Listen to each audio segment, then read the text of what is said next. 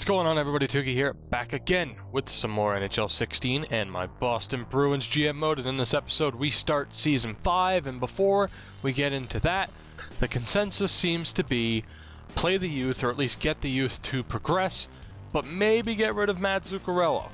Now, in terms of Zuccarello, he still has some decent trade value. I think I'm going to hold on to him, though, just simply the way the team has been set up. At least in the AHL, everyone has some time, and there's nobody we could probably acquire with just Zuccarello alone who can replace what he does. At the very least, he's still a good playmaker. The shooting category is solid. It's very close to 4.5 stars. Just the power is what makes that balance out a little bit weaker. But in the meantime, I think I'm just going to hold on to him. We'll probably play him on the third line. I know I am very tempted to make some changes, but the problem is here, pretty much everyone on this team is young as hell. We have a very young team, but as you can see in the AHL, certain guys are still getting a lot of play time. Raymond, Harkins, Hosang, they're all going to be getting a ton of play time. So definitely, if we need to make a change, Zuccarello is the one to go, but I'm going to give him a chance at the start of the season simply to see what he can do. But let's get into this. I am ready to start this sim. This needs to be a gigantic year for us. And again, I'm nervous because for the first time, we actually have a backup goalie who's not 90 overall. We have Ludovic Weber in net for us, of course, trading Tuukka Rask. And I was very surprised to see that I didn't get absolutely hammered for the Rask deal. But I think with you guys knowing that it had to happen, I think that definitely helped in terms of lowering expectations, I would guess. But it's not to say Draisaitl and Yakupov are bad pickups. They may end up being bad pickups. Who knows? I'm hoping they're not, obviously, but time will tell. First game of the season, Malcolm Subban is in net, and we get a nice 4-2 win. And Ludovic Weber, you're up, buddy. We need a big performance. Let's give Weber this next game. We're switching back to Subban regardless. Weber only gets the back-to-backs, and Jesus Christ.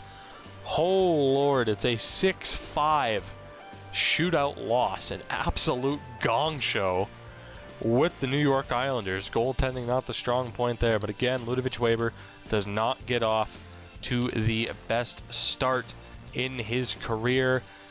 Oh my God, an 818 save percentage and a 929 goals against after one game. Very disheartening to see. We did end up signing Patrick Bartosak, who I think is an 81 or an 80, as a potential backup in case Weber can't get it done. But Malcolm Subban, we're going to give him this next week at the very least. Let's hope we can get back to our winning ways over Columbus. We do. Nice 2-1 win. We have another scouting assignment. I may get back to just doing kind of a big fast forward in terms of simming week by week, so that way you don't have to, see the bullshit of taking care of scouting. It's quick, but not bad. And speaking of not bad, 2 wins on the week and a shootout loss to Montreal. So thus far, we have yet to have a regulation loss, which every point is going to matter. Game against St. Louis, and it's another overtime loss, so man, we are going to overtime a lot. It's a shootout win against Tampa. Game now against Carolina. Good to know the draft class is going to be weak. It's been weak for years. Carolina, we got a nice 5-0 win. So 5-0-3 so far. 2 games left in the month. We're starting a Western road trip. Still no regulation losses. We'll go ahead and put in Ludovic Weber against Anaheim. But there you see, though, 93, 92, 93. At the end, maybe we'll take a look. We'll take a look once I have to put Subban back in. So we'll sim this Anaheim game, and then we'll take a look at the stats. But Malcolm Subban up to a 93. I would definitely say it was the right time to get rid of Rask. Of course, unless we want a cup this year, the question's always going to be whether or not we made the right decision or got enough back. And we do have a big game coming up against Edmonton. We get the win against Anaheim, but Victor Hedman gets hurt. He's going to be out for a couple of weeks. Let's call up Sean Day. He's not affected by waivers. Let's get Sean Day some playing time. Here we go. Go now against Vancouver. We get a nice 3-1 win. And this Edmonton game, I was thinking about it. They're struggling a little bit. I'm going to sim this one live just to do something different. Let's see what happens against Tuukka Rask. Hopefully he is in net. Let's sim this first period and see what happens, and we're down 2-0. Fuck me. Slepchev and Nugent-Hopkins. Let's sim the next one. Stahlberg scores. We get 1 goal on Rask. It's Artemi Panarin, but a 4-1 loss. Our worst loss of the season thus far, and I believe that was our first regulation loss. Maybe I screwed myself a little bit, because obviously I feel like the game, let me know down below, do you feel like the game sims differently when you just go through the calendar and when you actually sim the game? I feel like there's a difference. Maybe they changed that this year, but in past years, I definitely feel like there was a difference. But let's go ahead now and sim. We have quite a few back-to-backs. This month, we get a nice game against Vancouver. We'll take care of the scouting assignment first. For those forwards, can we get another win against Vancouver? We do, 7-1. Not bad. We'll start Weber. Let's see what happens now against Nashville, and then, of course, we'll roll with Subban for quite a few games. 5-2 loss. Victor Hedman will be back, so we'll edit the lines and get everything back to normal. Moving forward, once again, we get a nice 4-game stretch here, at least for Malcolm Subban. We'll actually probably give him up until the Tampa game and start Weber there. Obviously, a disappointing loss for Weber in our last game, but we get a nice bounce-back win, 4-2. Providence doing well as well with a 9-2 record. We get the win over Chicago, 2-1, a 3-1 loss to Minnesota, and a 2-1 loss to Montreal. Is it going to be 3 losses in a row? And it is. And all of a sudden, the record's looking a little bit worse with 3 consecutive losses, but hopefully we can bounce back. We are definitely going to have to make some roster moves here at some point. Judging by those losses, I would say we have one line that's probably getting picked apart. I'm going to bite the bullet for the moment, give Weber this game, and then we'll probably take a look. It's a nice 4-2 win against the Tampa Bay Lightning, and that is one thing that kind of sucks, not having Rask, because we can't just say, oh, let's roll with this goalie for now until the next game. Let's put Subban back in, and for the meantime, we'll hold off on those changes. But I definitely have a feeling we're going to have to make some changes and that some people might be underperforming. Montreal's having a good season, so we'll give Subban the next 3 games. Good 3-2 win over the New Jersey Devils, a 4-2 loss to Dallas, and another loss, another 2-1 loss to Montreal. So it's a little bit of a kick in the teeth to lose twice to the Canadiens like that. We'll scout the defenseman, give Weber this next game. I mean, the overalls are still up there in terms of team overall. The locker room chemistry is looking good. We are in 3rd place. Montreal off to a really good start, so we're going to have to outbattle them again. And for the moment, we'll wait on the line changes, I think. Let's get to the end of the month. And we'll take a look. So, Ludovic Weber, can you get the win over Carolina? You can't. It's another loss, so not a very good end to this month. We have 1 game left against the Senators, and then we'll probably take a look. Not sure how long I want this episode to be with the marathon that was the last episode, and to anybody that watched that in full, thank you very much. I appreciate it and was very nervous about putting that episode up. So we have back-to-back games on back-to-back days against the Ottawa Senators. What the fuck? Alright, I guess we'll just give Subban the first since we already switched him. And let's see, can we finish off the month of November with a win? I don't think we did, to be honest. Our record looks worse. No, it's a shootout win. Never mind. It's a shootout win, and we have a busy month ahead. And apparently, we're playing the Winter Classic in Toronto. Would be nice if the Winter Classic was involved in GM mode. But really quick, let's take a look. I might finish out the month. I might go to the All-Star break, as we usually do. But Ludovic Weber will come in, and that's what I was worried about, the 4th line. Paquin Boudreau, only 4 points. He's a -7. 6 points for Spears. He's a -7. 5 points for Senshin. He is a -9. My fears have come true. Now, I'm going to make a big change here. I do want DeBrusk to get ice time, but right now, I'm going to reward guys who have been playing well. So I'm going to move Zuccarello, Zarnik, and Panarin onto the same line, and we'll see what happens there. But the 4th line, something has to change with these guys. The question is, oh man, do we call anybody up, or do we just switch it up and maybe drop somebody down So simply because of who can be affected by waivers and not, we're going to send down Senshin and Spears, and the 2 best forwards are getting called up because Paquin Boudreau can play center. And we've decided it's going to be Lupul and Fellhaber getting the call-ups. Again, might just be best maybe to call up someone like Hosang so that he gets time, but we're going to reward guys for playing well. We can't just go with the best overalls because, you know, traditionally that has not worked for us. So I'm going to get the lineup set and we'll continue the sim. And the good news is neither Spears or Senshin lost any points for their demotion. So right now we're in a good spot. We are going to roll with Subban. I'm pretty sure we just started him. We're going to roll with him again just because I can't quite remember. Actually, yeah, fuck it. We're just going to roll with Subban again. It shouldn't be an issue. We will congratulate Joffrey Lupul for being here. Again, he was the guy we signed prior to getting Johnny Gaudreau, thinking that we weren't going to get him. But let's roll now. We are in the month of December. And let's see, who's the first bad team we run into? I don't want to say it's Edmonton. Jesus Christ, the Arizona Coyotes have turned the corner. New York Rangers. You know, I'm just going to roll with it. And if we start to lose a couple games in a row, we will give Weber a chance. But it's a nice overtime win against Ottawa, 4-2 win against St. Louis, 3-1 win against Chicago. So a great start to the month. Nashville's a 6-1 loss. Winnipeg's a 3-2 loss. God damn it. See, anytime I start to be positive, we will have to check to see how Fellhaber and Lupul are doing. 3 straight losses now. But you know what? Screw it. Weber, you're getting the biggest start of your career, and at the very least it's a Western Conference opponent. We're still in 3rd place. We've had a tendency to go on losing streaks so far this season, and wow, it's a 5-2 win for Ludovic Weber. I felt like rewarding him with another game, but let's be honest, we need Subban to continue to carry the load here for us. Weber still hasn't grown at all, and Subban's back down an overall point. Not the best stats though either from Malcolm Subban so far this season.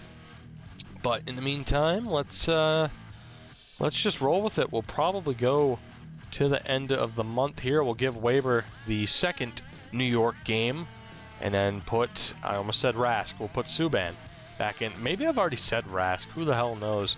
And if I have, that's absolutely hilarious. But let's go the next 2 weeks. All-Star game should be coming up pretty quick. 3-1 win against New York. We have a draft pick offer. My favorite name in the world. We're not trading him. Are you kidding me? So many laughs have yet to be had with me trying to pronounce that name on the fly. 4-3 loss against Buffalo. I don't get what the hell is with our affinity for... I almost said 3-game losing streaks because I completely expected us to lose to Washington. We get a nice win. Scouting assignment is done, and we will put Weber back in the net. We'll take a quick look at the stats as well. As you can see, Zuccarello is back up to an 85. Gaudreau having a strong year. Bergeron having a strong year. Pasta, it's looking good. Zuccarello, guys, it's looking real good. 27 points. It's a good thing we didn't get rid of him. He is a -3, though. 29 points for Zarnik, 22 for Panarin. Third line's looking really good as well. They seem to have some chemistry. That 4th line isn't clicking. We're going to have to change it again. And that already is going to be my question to you, is what the hell do we do with this 4th line? And moving forward, here you get a look at the new 4th line. Travis Raymond, Jansen Harkins, and Joshua Hosang all having strong years in Providence. Paquin Boudreau is still on the team. He is just scratched. I don't want to risk losing him, despite how disappointing he has been. And we also didn't lose Joffrey Lupul to waivers, which I'm not sure if I'm happy about that or not. He was pretty disappointing. And moving forward, let's do this. Ludovic Weber gets another chance, this time against the New York Rangers, and it's a nice 3-2 win. So a good win for Weber, and of course we'll put Subban back in the net. In this episode, we'll go to the All-Star break, of course, and then from there, it'll be the trade deadline episode, and of course I'll give you guys a chance to see what we're looking at here and give your feedback on what we should try to do. But in the meantime, we will give... I almost said Rask again. We'll give Subban these next 2 games. We get a nice shootout win against Toronto, a 5-1 win against Pittsburgh. So Ludovic Weber, you are up Again, we are still stuck in third place. Weber is in. Let's do this. See what he can do against the New Jersey Devils. It's a 2-0 shootout loss. So I don't blame Weber. Our offense didn't manage to help him out whatsoever. I did notice too that our defense went up, and Brendan Carlo's up to an 84. Lozon and Morrow both up to 85. So we are getting some really good progression there from the defenders. Malcolm Subban back in. We'll roll with him until our next back-to-back, which is just a couple of days away. We'll give Weber the Philadelphia game, and of course we'll stop right at the 27th, or maybe we'll play the last 2 games. Not like it would matter. 6-3 win for Detroit, or against Detroit. Jesus, 4-3 loss again to New Jersey. So New Jersey owning us so far. And so far as well, taking a look at our fourth line guys, Travis Raymond, 5 points. He's a +5. 5 points for Harkin. He's a +5. 7 points for Hosang. He is a +3. So far, much better from that combination on the fourth line. Unfortunately, Paquin Boudreau is just going to have to sit there and rot for a little bit. Maybe we could trade him since he didn't really pan out. Another loss. We've lost 3 now of our last 4 and are starting to fall back. It's a dogfight between Montreal and Detroit for that top line spot, but maybe Paquin Boudreau is somebody we let go of. But that's the thing, we don't really need prospects. We have so many prospects. The question is, do we want to let those prospects grow, or do we trade them and, you know, potentially lose out on somebody big but gain someone for the future, or gain someone for now, I should say. 2 consecutive 4-2 losses.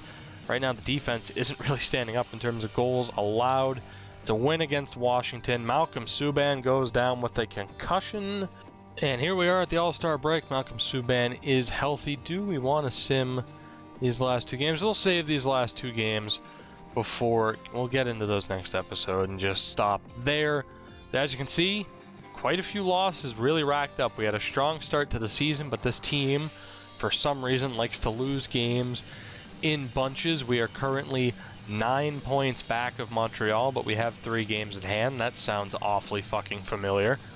But we're right in the middle of the playoff race, but it's a really tough division. It's a very, very tough division. We'll take a look at what we're doing point-wise, and then really I'll give you guys the chance, as always, to give me your feedback and let me know what we should do. Goaltending-wise, Subban's having a decent year. It's not an amazing year in terms of save percentage and goals against average. Ludovic Weber, it's better than what he started at, but is that good enough for a backup goalie? I don't think it is. I'm not sure what the goalie market looks like, though.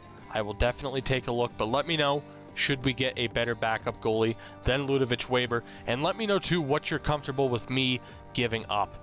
Do we really just kind of discard draft picks? And if it's a really big deal, obviously we're going to have to give up a strong prospect. But so far, not too bad from Subban. We'd like to see a bit better from Weber. In the AHL, though, it's going well. Really good progression so far. Looking like he could compete with Weber for that potential backup spot. So not too bad from him. Defensively, I'm not sure really what to expect here. There's a couple more minuses in there than I would like. Torrey Krug is 20 points, a -2. Not the greatest. The point total's nice, but the plus-minus isn't. Lozon up to an 86. 8 points, he's a +9. Victor Hedman and Torrey Krug apparently struggling as a pairing, despite having a monster season together last year. Let me know. Do we split up that pairing? They're not doing as well as they did last year. Brendan Carlo's still an 83. Not too bad from him. Morrow up to an 85. Not too bad either. Zaboral still an 83. And then, of course, Sean Day didn't have the best stint here when he was called up for Victor Hedman. But he's doing pretty damn well in Providence. 10 points. He's a +4. Vakulovic doing well up to a 77. And, yeah, really, our defensive prospects are doing pretty well. I don't really think we have to change the 6 we have, but just do we change up the pairing of Krug and Hedman. Right wings, Matt Zuccarello has more points than Nail Yakupov and David Pastrnak. I think we made the right decision in terms of hanging on to him. 30 points in 45 games, on pace for above 50 points this year, which is what we're hoping for. Nail Yakupov, 29 points. David Pastrnak with 25. And Hosang, so far, since we've called him up and put him on that fourth line, 7 points in 10 games. Zachary Senshin didn't do too well for us at all. Left wing, it's looking pretty good. Johnny Gaudreau and Jake DeBrusk, both right there. Of course, I'll give you a chance, too, to say what we should do with the lines. Obviously, right now, DeBrusk on the third line, but he has pretty good chemistry with Yakupov and Draisaitl. But do we put them above guys who are performing? Panarin, 29 points. Paquin Boudreau, I really want to keep him. We can't send him down, though. Do we look to trade him? Could he be the guy that we look to trade for a better backup goalie or for a better winger? And, of course, Joffrey Lupul didn't do too much here either. And then at center, Zarnik, 34 points, man. He is just a point getter. It's unbelievable. Bergeron, 25. Draisaitl, 22. And then in terms of centers, Blake Spears didn't really get it done for us. Maybe he's another guy we could potentially look at trading. His potential's dropped. Do we really need someone like that when we have other depth centers we could use on that fourth line? We could look to trade him. Travis Raymond, since we've called him up, playing fourth line left wing, 5 points in 10 games. Same for Harkins on that fourth line. And then Taya Fellhaber, who we gave the chance before, only had 1 point. So let me know. Of course, right now we'll take a look really quick, too, at what our guys are doing in Providence. As my voice gives out, just to see if anyone's doing amazing. Zev Polofs, not too bad, 31 points again. We gave him a chance in the playoffs. He didn't do too much. Lupul having a good season, as you would predict. Of course, we might just tack him on in a trade if need be. But pause. Go ahead and take a look at who's having a good season so far with the Providence Bruins. And yeah, simply put, guys, same questions as always, but mainly, do we get a better backup goalie? What do we do with the lines? Do we split up Krug and Hedman? And as far as the fourth line goes, as far as certain guys like Paquin Boudreau and Spears go, what do we do? What lines do we roll with? Give me your 4 lines. And that's it for this episode. If you've enjoyed, leave a like down below, subscribe for more, and I will see you all next time as we hit the trade deadline.